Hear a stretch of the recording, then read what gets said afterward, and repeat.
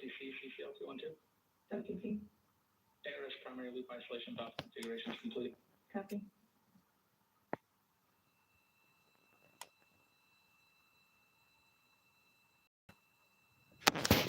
And CGLS entity cancel pending, please. CLS copies. That's complete. All right, and for all personnel, we have a little bit more work to do before we pick up the clock, and we're about a little over a minute from getting to 2 minutes, 10 minutes. But we've canceled the resume time there, and then we'll pick up after we get through all of our work and anything else that we need to do to get through the remainder of the month. So we'll continue working that to get to our T0 today. So when we get to about 50 seconds from now, we'll extend that hold. CVSC OTC.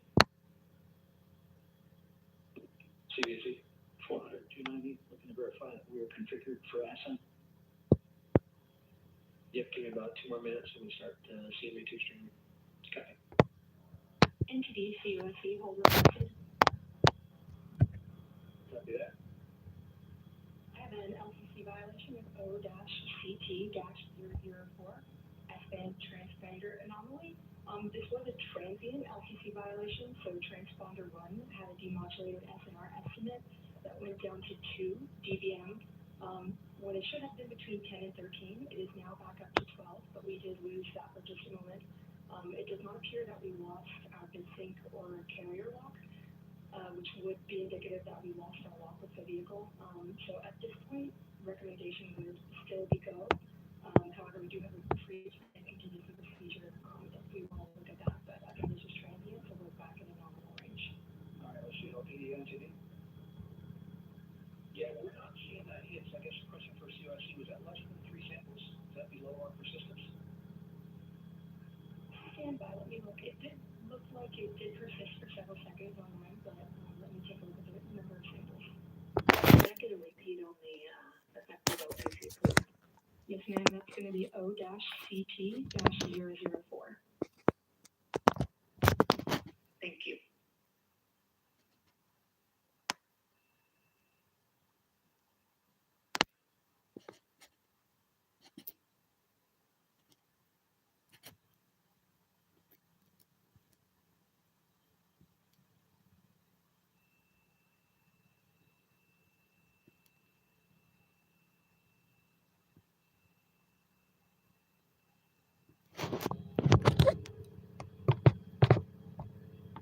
Yeah, I was taking a look at the data right here. It looks like that was a single sample.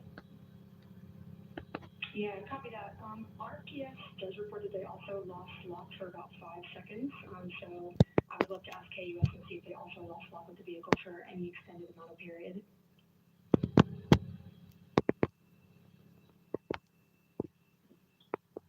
And COSC, while we're doing that, these are 1/10 hertz measurements, correct? So we would have had to lose it for over 10 seconds to get a second sample.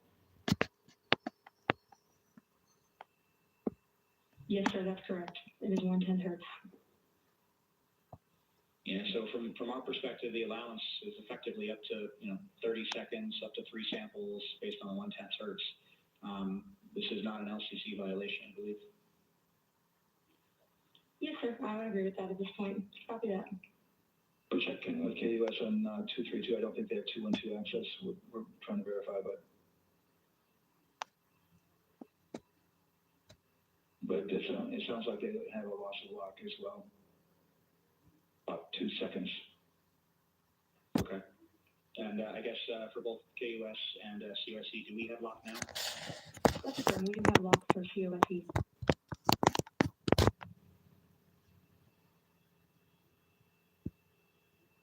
Yeah, so from the integration console perspective, we did have a temporary loss there within the allowable and per the requirement. Let's go.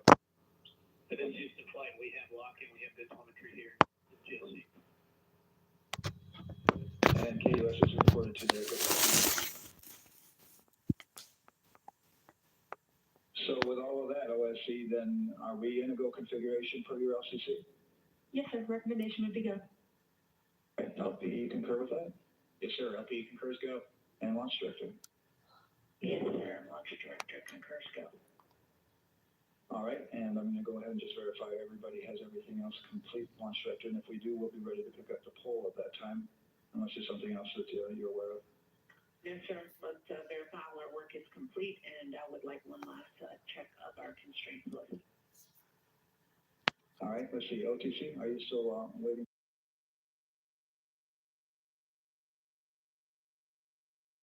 Yeah, OTC, this is CAC, that Form Step 290 is complete.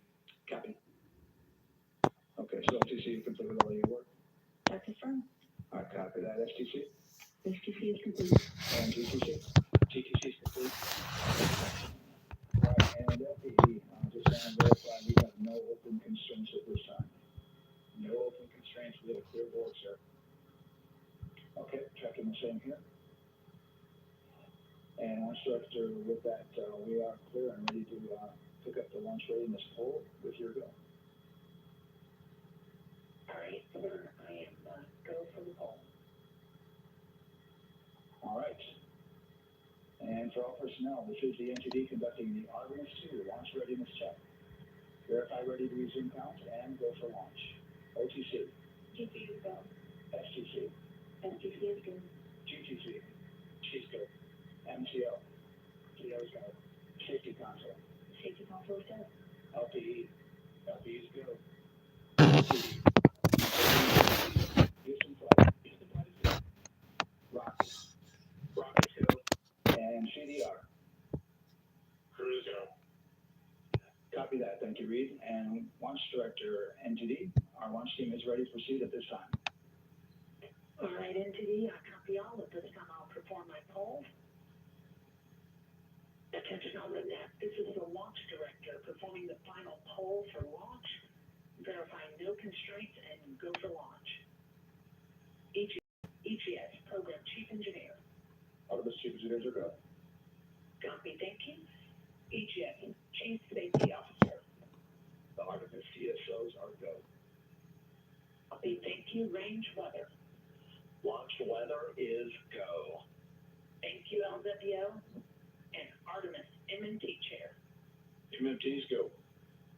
Thank you, John. And Integrity Launch Director.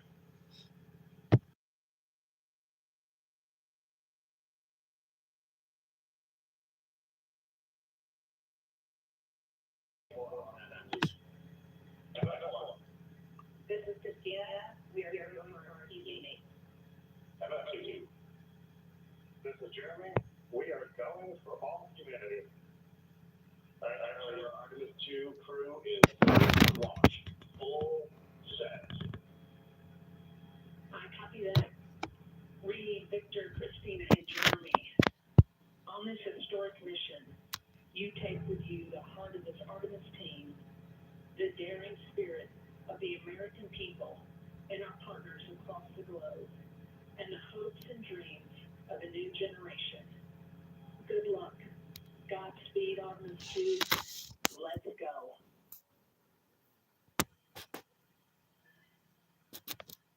And NTD Launch Director.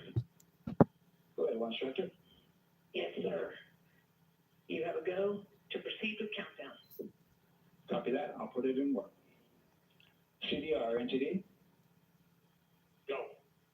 Begin risers and initiate short purge for your EPROC 10.1.1, steps 8 and 9. 10.1.1, 8 and 9, going to work. Copy. CBSE, NTD. Start and verify recordings of our Orion cameras. Copy. Okay, well, there you heard it. RSAR, NTD. RSAR. They're getting ready to start terminal count. On location, enable at this time, please. It's currently at T-minus 10 minutes. Once we wrap up this last bit of work, Enable complete. we're going to start that clock. Yeah, thank you.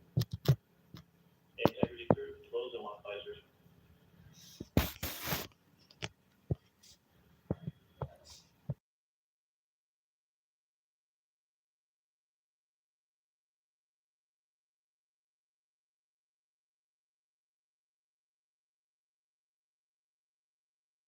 Worked in real time with telemetry lock on the Orion. It was transitory. It was very short. They checked the data, confirmed that they had a good lock, This was with the S-band transmitter on the Orion. Worked through that issue, looked at the data, and cleared it. All with the world watching. Impressive work by the launch team. So we have a 2-hour window, which starts in just a few minutes at 6:24 p.m. Eastern Time and goes until 8:24 p.m. Eastern Time. And ECL entity will be waiting for the verification on the short purge. ECL copies. And for all personnel, once we get that short purge verification,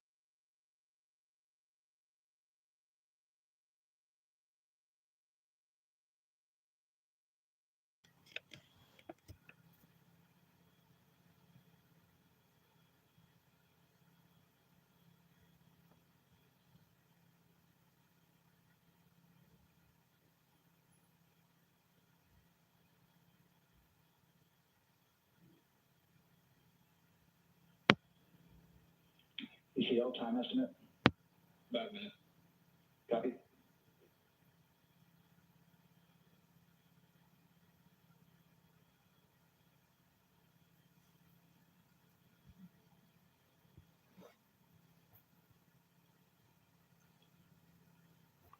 So we're going into the launch window, but not by much, it looks like. Just wrapping up some final work.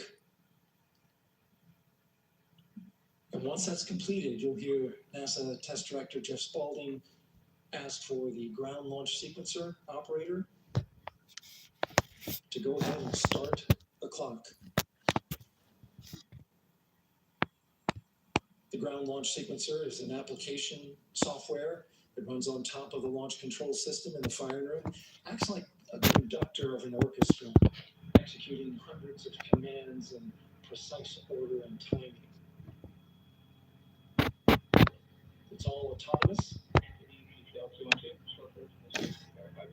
All right, copy that, and we're verifying our constraints.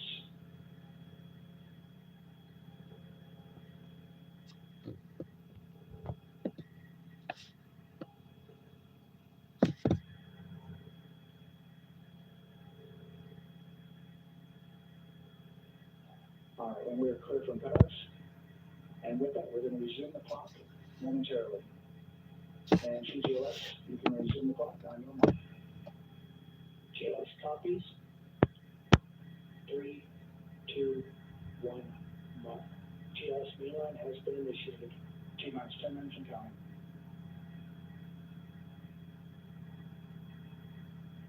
And that begins terminal count. Our new T0 is 6:35 p.m. Eastern Time. 6:35 p.m. Eastern Time. We are now counting down to liftoff of Artemis 2.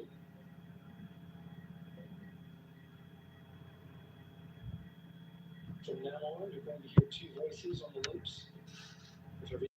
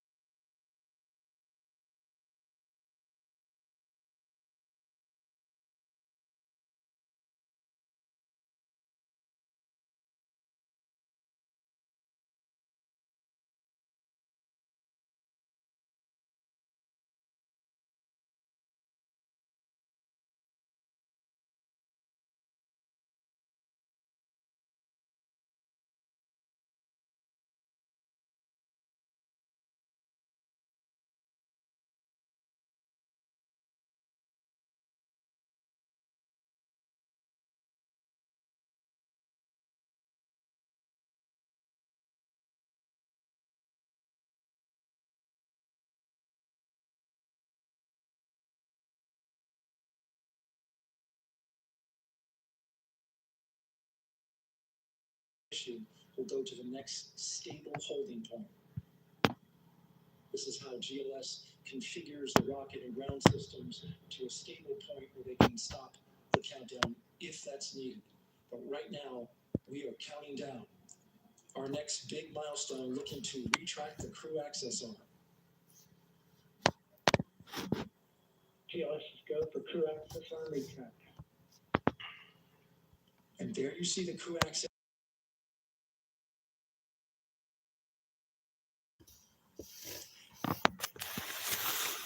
That's the path that the astronauts took to ingress into the rocket.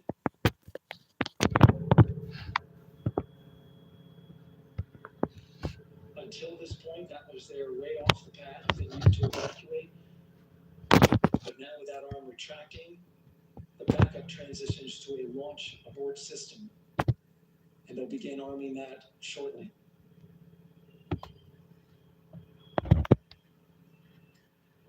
Of course, the launch abort system, great shot there, crew access arm retracting away.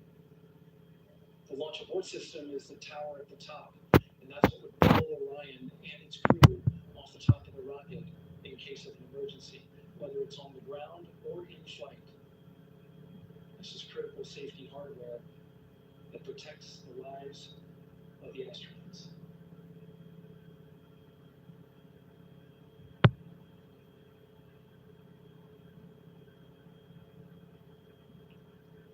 Starting at T-minus 6 minutes, the GLS will start bringing that and other high-energy systems online, starting with core stage pressurization.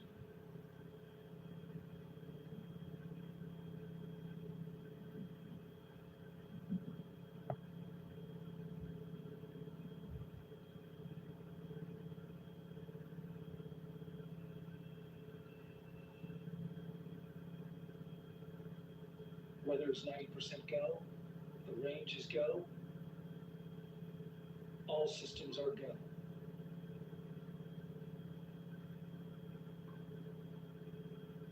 GLS is go for core stage and pressurization. That means the replenish valve for the liquid hydrogen tank has now closed, and that tank is beginning to pressurize to flight levels because that hydrogen is naturally boiling inside the tank. We'll get the liquid oxygen tank a little later in the count. Now the team is waiting for verification that, if needed, the ARtemis 2 crew could use the launch abort system to pull Orion safely off the top of the rocket in an emergency. Let's listen into that call. GLS verify last capability available. And CDRD copy. CDRD last available. That's great news, and you heard the NTD verify that with the commander of the mission. GLS is go for FTSR. Now work is being done to arm the flight termination system. This is so the range safety can send a flight termination command if the rocket flies too far off track.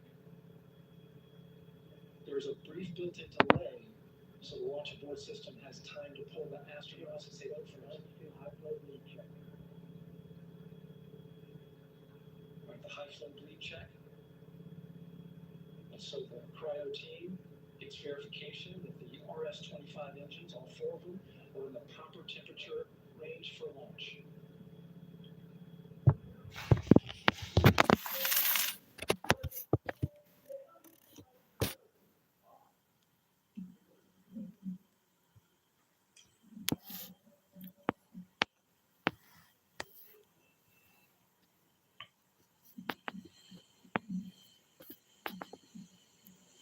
GLS is go for core stage APU start.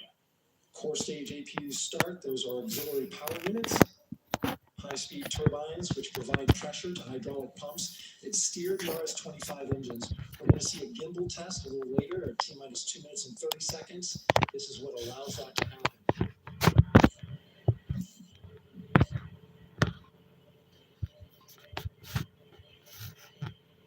Coming up in about 20 seconds, we're listening for go for purge sequence 4. That's a helium purge of the 4 core stage engines downstream of the propeller valve. This gets all the air and moisture out of it.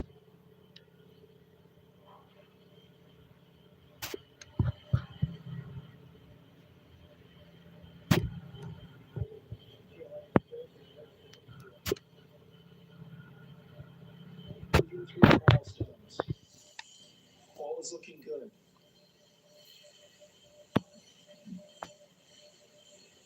Coming up In just a few seconds, we're going to get that thrust vector control actuator test. This is a gimbling of the engines.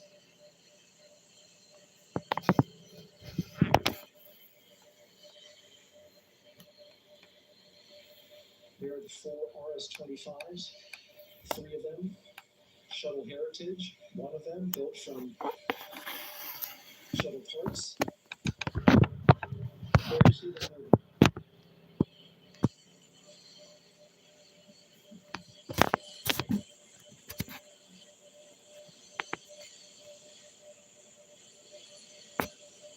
Now we're going to start moving the power from both the upper stage and the lower stage of the rocket to internal, taking ground power away and now going to battery power.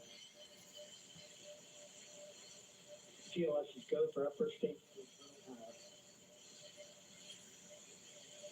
Our power is removed from the rocket's upper stage, the ICPS, and it's been switched to battery. Same milestone for the lower core stage coming up at T-minus 1 minute and 30 seconds.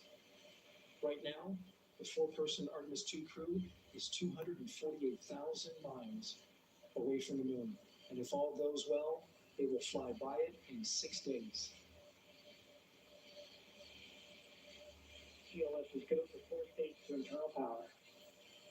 All right, there's the rocket's core stage, which houses 3 flight computers. It's now on its own power. There's no more hold time because there's no more margin on these batteries. So we'd have to recycle back to T-minus 10 to recharge if we had a hold.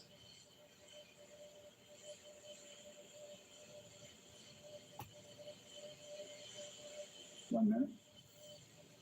Right now, the rocket does not know what the T0 is, but coming up at T-minus 33 seconds, control shifts from the ground launch sequencer to the rocket's onboard autonomous launch sequencer, or ALS.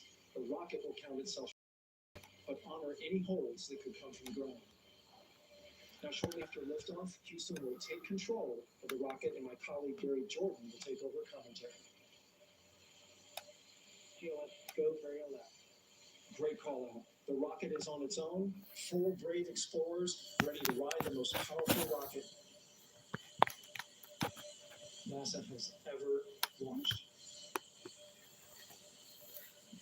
Sound support and water is and here we go. 10, 9, 8, 7. RS-25 engines. 4, 3, 2, 1. Booster ignition. And liftoff. The crew of Artemis 2 now bound for the moon. Humanity's next great voyage begins. Good roll pitch.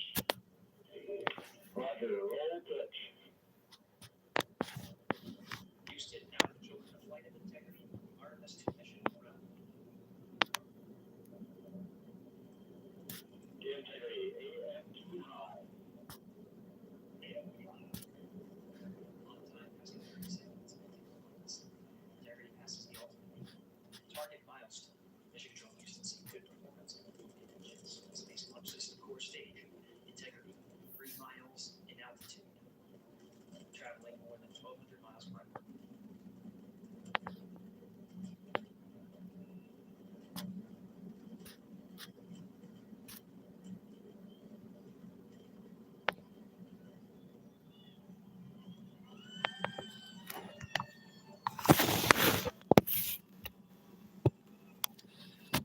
Mission last time, passing 1 minute, approaching max Q. Longitude on.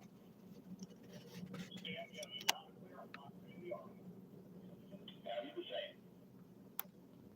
Communication signal transport confirmed as Integrity and its crew go supersonic. Approaching 90 seconds into the Artemis 2 mission. Integrity is 14 miles in altitude, 8 miles downrange, traveling more than 2,600